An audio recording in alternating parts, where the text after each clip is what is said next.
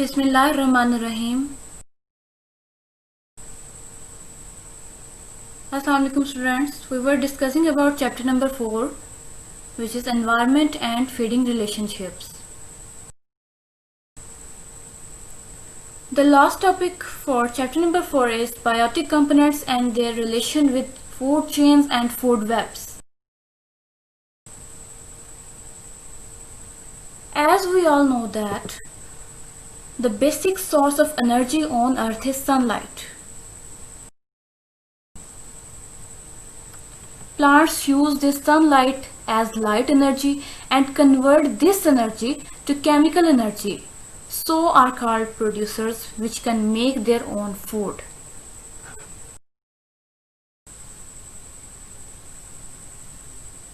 Now other than producers, consumers के बारे में भी आप लोग पहले पढ़ चुके हैं 6 में, that cannot make their own food and feed directly or indirectly on producers for food and energy. Consumers जो है वो अपनी एनर्जी और फूड के लिए डिपेंड करते हैं ऑन प्रोड्यूसर्स ना होते तो कंज्यूमर्स का भी एग्जिस्टेंस ना होता. अ कंज्यूमर में बी प्राइमरी कंज्यूमर, सेकेंडरी कंज्यूमर और tertiary consumer. Primary consumer depend करते हैं प्रोड्यूसर्स पर, ठीक है, और सेकेंडरी कंज्यूमर्स डिपेंड करते हैं प्राइमरी कंज्यूमर्स पर. इसी तरह टर्शियरी कंज्यूमर्स भी जो है वो डिपेंड करते हैं सेकेंडरी कंज्यूमर्स पर.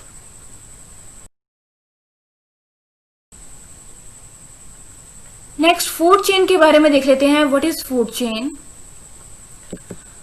Organisms eat organisms and are in turn eaten by others. This feeding relationship among organisms is called a food chain. ऐसा रिलेशनशिप जिसमें एक ऑर्गेनिज्म दूसरे ऑर्गेनिज्म पर डिपेंड कर रहा है फॉर इट्स सर्वाइवल, ऐसे रिलेशनशिप को आप क्या बोलोगे? Food chain.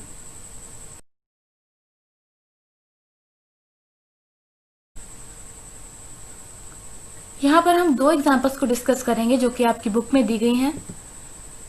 नंबर 1 पर हम ग्रास को एज अ प्रोड्यूसर ले रहे हैं, which is in turn eaten by zebra and zebra is eaten by line.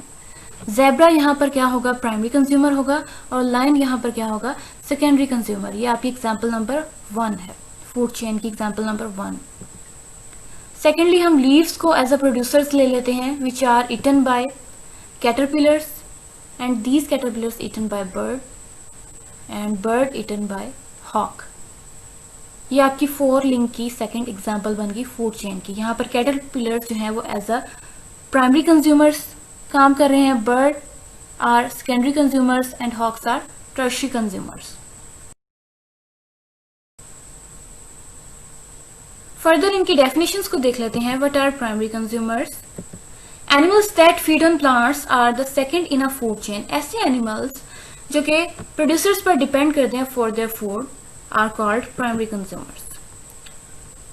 Secondary consumers, animals that eat primary consumers. ऐसे animals जो कि depend करते हैं on the primary consumers for their food, उनको आप क्या बोलोगे? Secondary consumers. Now what are tertiary consumers? Secondary consumers are eaten by tertiary consumers. Tertiary consumers secondary consumers के बाद आएंगे जो कि डिपेंड कर रहे हैं on secondary consumers for their survival.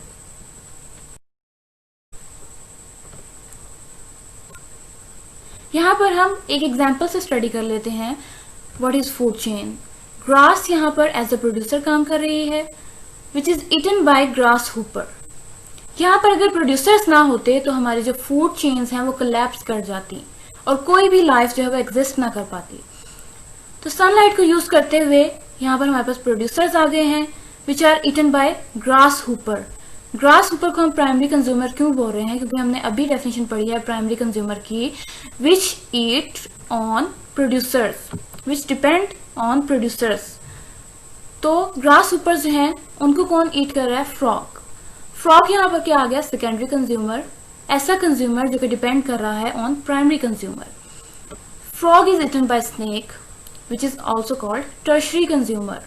हमने अभी पढ़ी डेफिनेशन टर्शियरी कंज्यूमर की.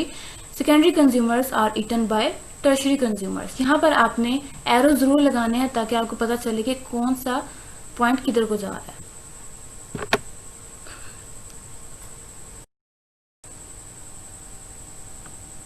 Further there is example of ocean food chain, जिसमें हमारे पास सबसे पहले एज अ प्रोड्यूसर्स यहाँ पर आ जाते हैं एलजी आ जाते हैं, उसके बाद which are eaten by krill, which is also eaten by cod, and cod is also eaten by seal, and seal is itself eaten by shark. इस तरह से एक ओशन फूड चेन हमारे सामने आती है.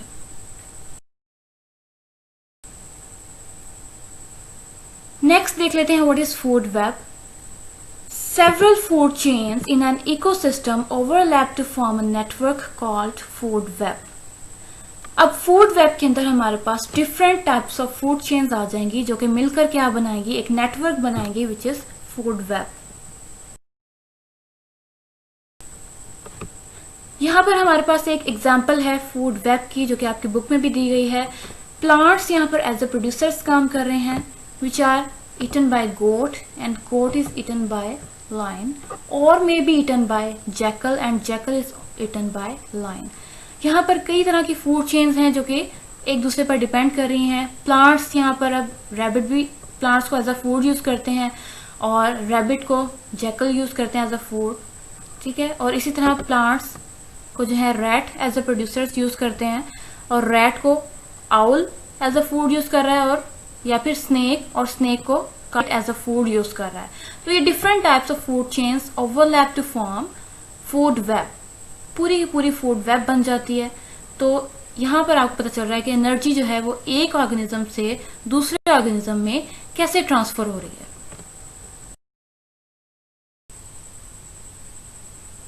डिकम्पोजर्स के बारे में कुछ बातें पढ़ लेते हैं. Bacteria and fungi are decomposers.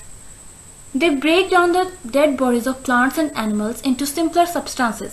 ये बात आप पहले 6th क्लास में पढ़ चुके हैं कि जो बैक्टीरिया एंड फंजाई हैं वो डिकम्पोजर्स होते हैं और वो डेड बॉडीज जितनी भी प्लांट्स और एनिमल्स की डेड बॉडीज होती हैं उनको ब्रेक डाउन करते हैं उनकी और उनको न्यूट्रिएंट्स में कन्वर्ट करके सॉइल में ऐड कर देते हैं न्यूट्रिएंट्स को. These substances mix with the soil and again are available to green plants to make their food. अब यहाँ पर हम डिकम्पोजर्स का बहुत अच्छा एक इस्तेमाल भी है कि इनको हम as a expensive chemical fertilizers भी यूज कर सकते हैं अपनी कंट्री में. क्यों? क्योंकि एक तो ये हमारी सॉइल के अंदर जो है क्या ऐड करते हैं, न्यूट्रिएंट्स ऐड करते हैं. न्यूट्रिएंट्स ऐड करने से क्या होता है, सॉइल जो है फर्टाइल हो जाती है, जरखेज हो जाती है. और जितनी ज्यादा से ज्यादा सॉइल जो हमारी जरखेज होगी तो वहां पर उतने ही अच्छे प्लांट्स, हमारे जो प्रोड्यूसर्स हैं वो उतना ही अच्छा ग्रो करेंगे. नेक्स्ट यहाँ देख लेते हैं decomposers role in the food web. यहाँ पर आपको एक यहाँ पर नजर आ रहे हैं प्रोड्यूसर्स नजर आ रहे हैं. ठीक है, which are eaten by grasshopper and grasshopper eaten by rat and snake and next पर एंड पर हमारे पास जो कंज्यूमर्स हैं वो काइट आ रहे हैं. अब काइट की अगर डेड बॉडी हमें कहीं मिलती है तो उनको डिकम्पोज कौन करेगा, उनकी डेड बॉडीज को हमारे decomposers which are bacteria and fungi. अब डेड बॉडीज जो हैं उनको डिकम्पोज कर दिया है. डिकम्पोज करने के बाद हमने जो न्यूट्रिएंट्स थे उनको सॉइल में ऐड कर दिया है विच आर इन टर्न फायदा किसको दे रहे हैं, हमारे प्रोड्यूसर्स को फायदा दे रहे हैं. तो इस तरह से डिकम्पोजर्स की बहुत ज्यादा इंपॉर्टेंस है हमारी फूड वेब में.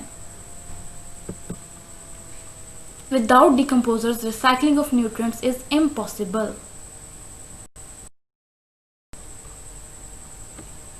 नेक्स्ट यहाँ पर कुछ आपके हाईलाइट पॉइंट्स दिए गए हैं जो कि आपकी डेफिनेशंस हैं और यहाँ आपके एक लॉन्ग क्वेश्चन नंबर 4 का भी आंसर है which is explain a food chain and a food web with examples. Examples के साथ आपने फूड चेन और फूड वेब को डिस्क्राइब करना है. इसका आंसर जो है वो आपका पेज नंबर 42 पर है और ये स्टार्ट होगा ऑर्गेनिजम्स ईट ऑर्गेनिजम्स से.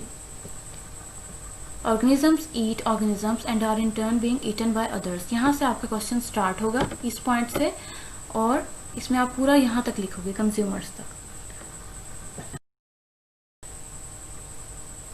नेक्स्ट फूड चेन की एग्जांपल्स में एक तो बैक पेज पर दी गई थी एग्जांपल्स जिनके बारे में हम पहले पढ़ चुके हैं और उसके अलावा आप ये 2 एग्जांपल्स भी लिखोगे. ग्रासलैंड हैबिटेट की एग्जांपल, इनमें आप सिर्फ नेम्स लिख दोगे, पिक्चर्स नहीं बनाओगे. और उसी तरह एक सेकेंड एग्जाम्पल है algae are the producers in this sea food chain while others are consumers. ठीक है, एक ही आप एग्जाम्पल लिखोगे. इसमें algae, krill, cod, seal, whale ये एज एग्जाम्पल लिखोगे. और यहाँ पर आपने एग्जाम्पल्स में ये हमेशा चीज़ याद रखनी है, एरो हेड लगाना है ज़रूर. ठीक है, ताकि हमें चेन की डायरेक्शन का पता चले. उसके बाद फूड वेब जो है उसमें आपने यहाँ से स्टार्ट करना है इसकी डेफिनेशन से, और यहाँ पर एग्जाम्पल नंबर 1 की हेडिंग दोगे आप फिर डेफिनेशन के बाद, और फिर एग्जाम्पल नंबर 2 की हेडिंग दोगे डेफिनेशन के बाद। यहाँ तक आपका लॉन्ग क्वेश्चन नंबर 4 कंप्लीट हो जाएगा। इसमें आपका फूड चेन आ रहा है, फूड वेब आ रहा है।